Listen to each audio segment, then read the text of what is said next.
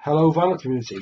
Today's update comes courtesy of a recent trip to Unknown Pleasures, a second-hand record shop in Edinburgh. Great little shop. Sometimes has some great finds, sometimes maybe not so lucky. This time I went along and there was, if I hadn't have already blown my budget for October, I would have bought a lot more. But I got some nice finds from here, and I will share with you them now.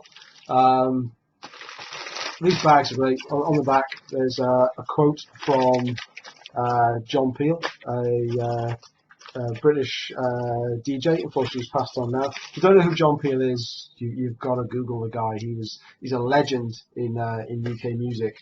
And the quote on the back says, I was talking to a guy the other day who was trying to convince me that CDs were better than vinyl because they had no surface noise. And I said, listen mate, life has surface noise. John Peel. Anyway, another mixed bag. So I don't collect one particular genre of metal, hard rock. I tried to keep it within the 80s, although I've broken my own rule this month, so shoot me. So first up, everybody knows this one. I've not had this before on any original copy. I've recorded it on a tape from a friend back in the 80s, but really glad to have got my own personal copy of ACCDC Back in Black. Not my favourite ACCDC album. That gets the honour of that goes to High Voltage.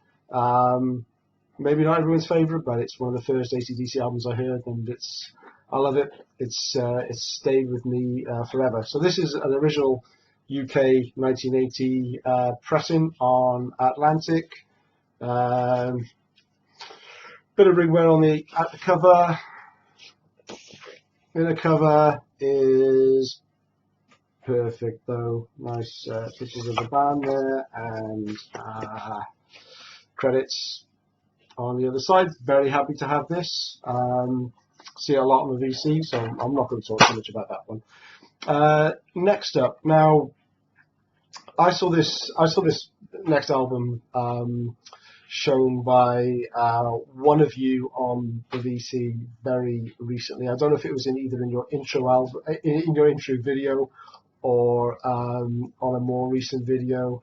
I tried to make notes of who's recommended what, because so I can go and look up some of these things. This one, I took a note of the name of the band and the album. I looked up on YouTube, loved them, but didn't take note of who showed this. So if you know who showed this album, Rogue Mail, First Visit, very recently, or if you showed it, please leave a comment down below so I can give you the credit you deserve, because this is an awesome album. I've listened to this a lot. I really, really like it. Rogue Mail, they're kind of, I think they're originally punk influences, if not a punk band themselves, but UK band.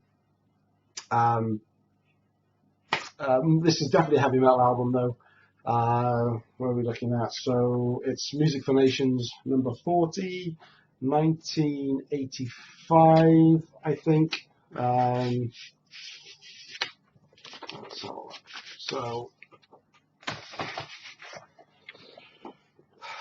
very much like themselves. Not just one picture of the band, but two. There we go. So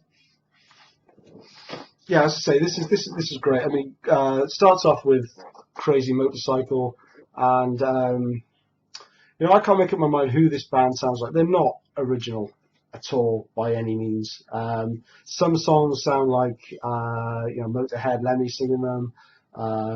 Crazy Motorcycle especially sounds like that. Then we've got Devastation, sounds to me like Suicidal Tendencies, Mike Muir, sounds like it's his vocal style. But I mean, this is a great debut album.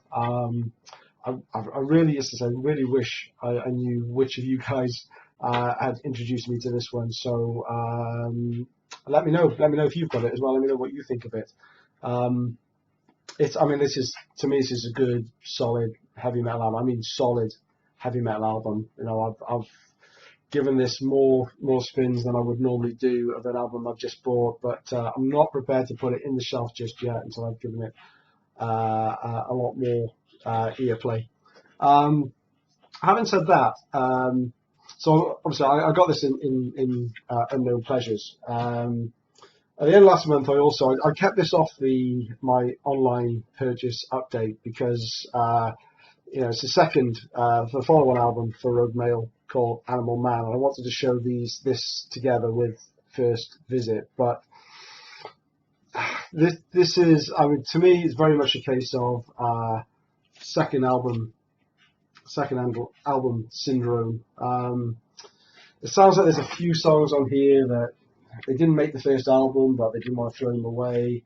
There's a couple of songs that maybe a bit more of their early sort of punk influence.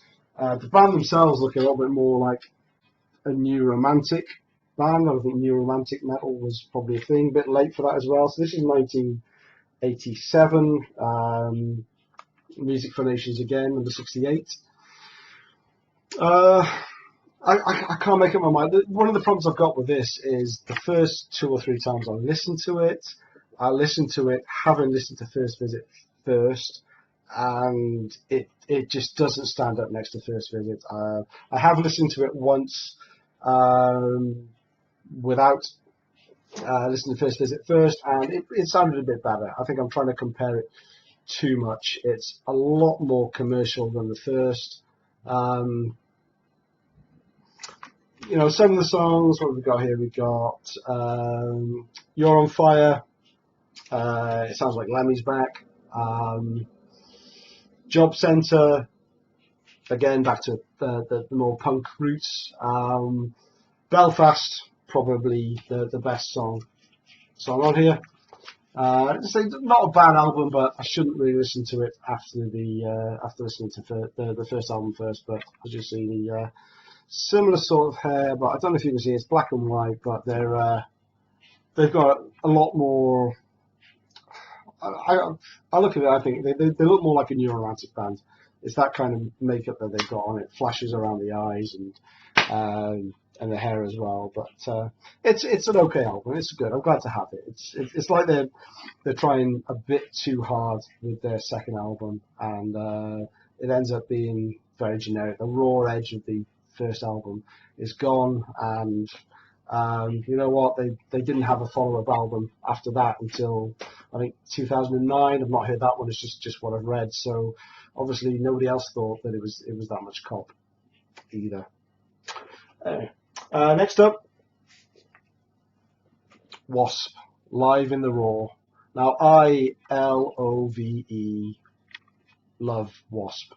Always have done. One of the first bands I saw live.